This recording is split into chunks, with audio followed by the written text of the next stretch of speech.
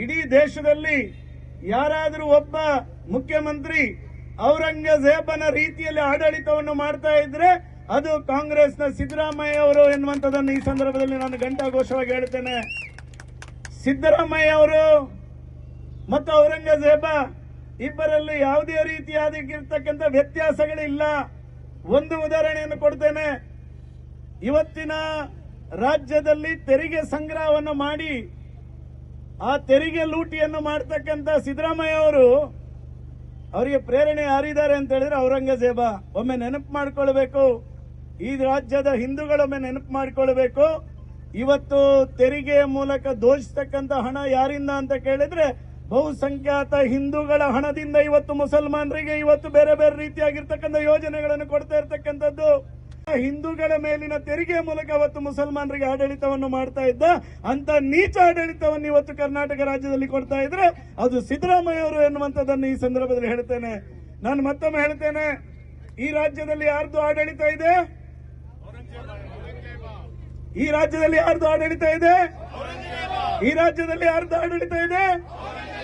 ಔರಂಗಜೇಬನ ಆಡಳಿತ ಇದೆ. ಆ ಕಾರಣಕ್ಕೋಸ್ಕರ ಈ ರಾಜ್ಯದ ಮಹಿಳೆಯರಿಗೆ ರಕ್ಷಣೆ ಇಲ್ಲ. ಬೀದರ್ನಿಂದ ಪ್ರಾರಂಭ ಆಗಿ ಚಾಮರಾಜನಗರದವರೆಗೆ, ಕೋಲಾರದಿಂದ ಉಡುಪಿಯವರೆಗೆ ಇವತ್ತು ಅತ್ಯಾಚಾರ ಅನಾಚಾರಗಳು ಇವತ್ತು ಈ ರಾಜ್ಯದಲ್ಲಿ ತಾಂಡವಾಡ್ತಾ ಇದೆ.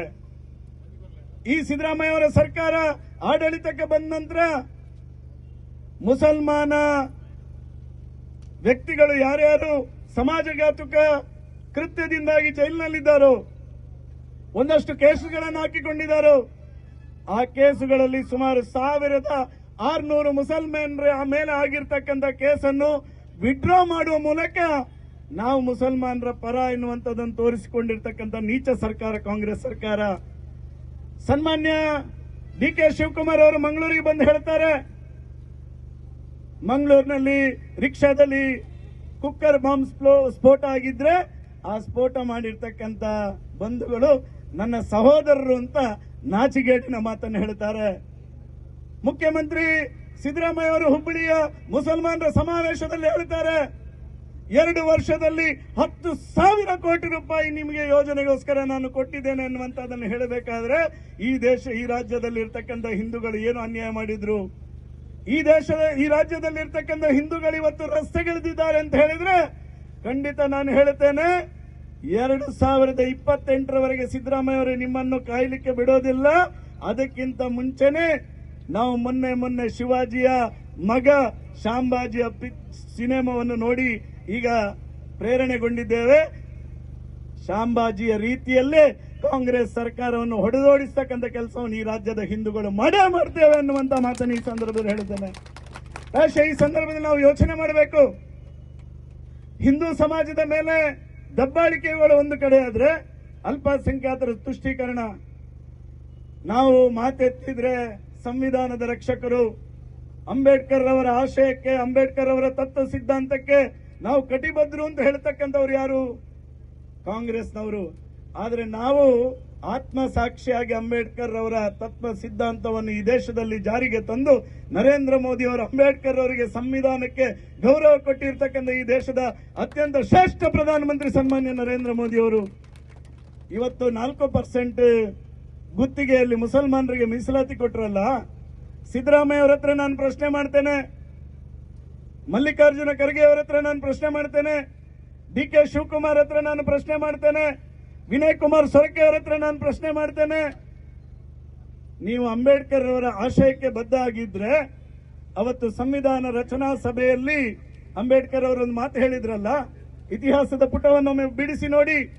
ಅಂಬೇಡ್ಕರ್ ಹೇಳಿದ್ರು, ಈ ದೇಶವನ್ನು 600 ವರ್ಷಗಳ ಕಾಲ ಆಡಳಿತ ಮಾಡಿರ್ತಕ್ಕಂಥ ಮತೀಯವಾದಿಗಳಾಗಿರ್ತಕ್ಕಂಥ ಮುಸಲ್ಮಾನರಿಗೆ ಯಾವುದೇ ಕಾರಣದಲ್ಲಿ ಧರ್ಮದ ಆಧಾರಿತವಾಗಿ ಮೀಸಲಾತಿ ಕೊಡಬಾರದು ಅಂತ ಹೇಳಿರ್ತಕ್ಕಂಥವ್ರು ಅಂಬೇಡ್ಕರ್ ಅವರು.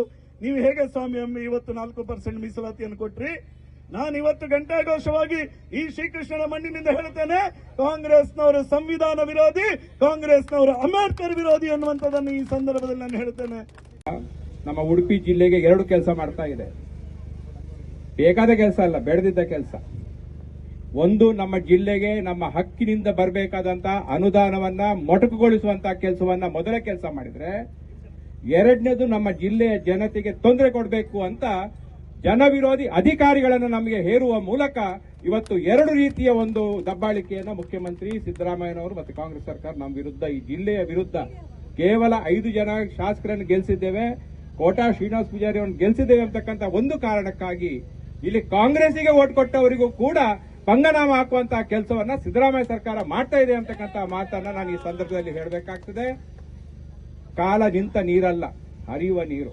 ಒಂದಲ್ಲ ಒಂದು ದಿವಸ ಅತಿ ಶೀಘ್ರದಲ್ಲಿ ನಮ್ಮ ರಾಜ್ಯದಲ್ಲಿ ಬಿಜೆಪಿ ಸರ್ಕಾರ ಬಂದಾಗ ಉಡುಪಿ ಜಿಲ್ಲೆಗೆ ಏನು ಅನ್ಯಾಯ ಆಗಿದೆ ಆ ಎಲ್ಲ ಅನ್ಯಾಯವನ್ನ ಸರಿಪಡಿಸುವ ಕೆಲಸ ಮತ್ತು ಇಲ್ಲಿ ನಮ್ಮ ಮೇಲೆ ದಬ್ಬಾಳಿಕೆ ಮಾಡಿದಂತಹ ಅಧಿಕಾರಿಗಳು ಯಾರಿದ್ದಾರೆ ಅವರನ್ನ ಹುಡುಕಿ ಅವರ ನೀರಿಲ್ಲದ ಜಾಗಕ್ಕೆ ಹಾಕುವ ಕೆಲಸವನ್ನು ನಾವು ಮಾಡ್ತೀವಿ ಅಂತಕ್ಕಂಥ ಮಾತನ್ನ ಈ ಸಂದರ್ಭದಲ್ಲಿ ಹೇಳಿ ಯಶ್ಪಾಲ್ ಸುವರ್ಣ ನೇತೃತ್ವದ ಈ ಒಂದು ಹೋರಾಟಕ್ಕೆ ಇಲ್ಲದಂತ ಮೀಟರಿನ ಬೆಲೆಯನ್ನ ಕರ್ನಾಟಕದಲ್ಲಿ 4 ಪಟ್ಟು 5 ಪಟ್ಟು ಜಾಸ್ತಿ ಮಾಡಿ 10,000 ಕೋಟಿ ರೂಪಾಯಿಯ ಭ್ರಷ್ಟಾಚಾರವನ್ನು ನಡೆಸುವಂತ ಹುನ್ನಾರವನ್ನ ಈ ಸರ್ಕಾರ ಮಾಡಿ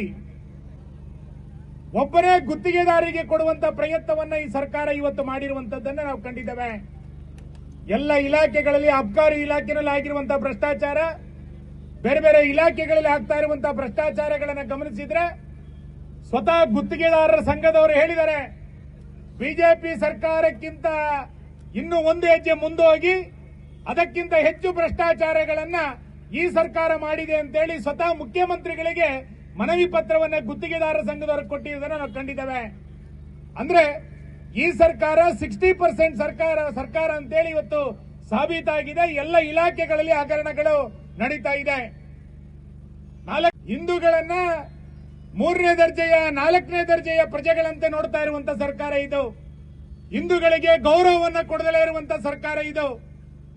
ಭಯೋತ್ಪಾದನಾ ಚಟುವಟಿಕೆಗಳಲ್ಲಿ ಭಾಗಿಯಾಗಿರುವಂತವರಿಗೆ ಯಾರು ಪೊಲೀಸ್ ಸ್ಟೇಷನ್ಗಳ ಮೇಲೆ ಕಲ್ಲು ತೂರಾಟವನ್ನ, ಬೆಂಕಿ ಹಾಕದಂತ ದರೋಡೆಕೋರರನ್ನ ಪ್ರೀತಿಸುವಂತ ಈ ಸರ್ಕಾರ ಹಿಂದೂ ಸಂಘಟನೆಗಳ ಕಾರ್ಯಕರ್ತರನ್ನ ಉದ್ದೇಶಪೂರ್ವಕವಾಗಿ ಮೊಕದ್ದಮೆಗಳನ್ನು ಹಾಕುವ ಮುಖಾಂತರ ಹಿಂದೂ ವಿರೋಧಿಯಾದಂತಹ ನಿಲುವುಗಳನ್ನ ಈ ಸರ್ಕಾರ ಇವತ್ತು ತೆಗೆದುಕೊಂಡಿದೆ.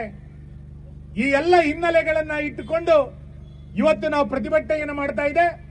ಉಡುಪಿ ಜಿಲ್ಲೆಯನ್ನ ಅಭಿವೃದ್ಧಿಯ ದೃಷ್ಟಿಯಿಂದ ಸಂಪೂರ್ಣವಾಗಿ ಕಡೆಗಣಿಸಿರುವಂತಹ ಸರ್ಕಾರ ಒಂದೇ ₹1 ಅನುದಾನವನ್ನ ಗ್ರಾಮೀಣ ಪ್ರದೇಶದ ಅಭಿವೃದ್ಧಿಗಳಿಗಾಗಲಿ ಅಥವಾ ನಗರ ಪ್ರದೇಶದ ಅಭಿವೃದ್ಧಿಗಳಿಗೆ ಹಣವನ್ನ ಕೊಡದಲೇ ಇರುವಂತಹ ಸರ್ಕಾರ ಇದು.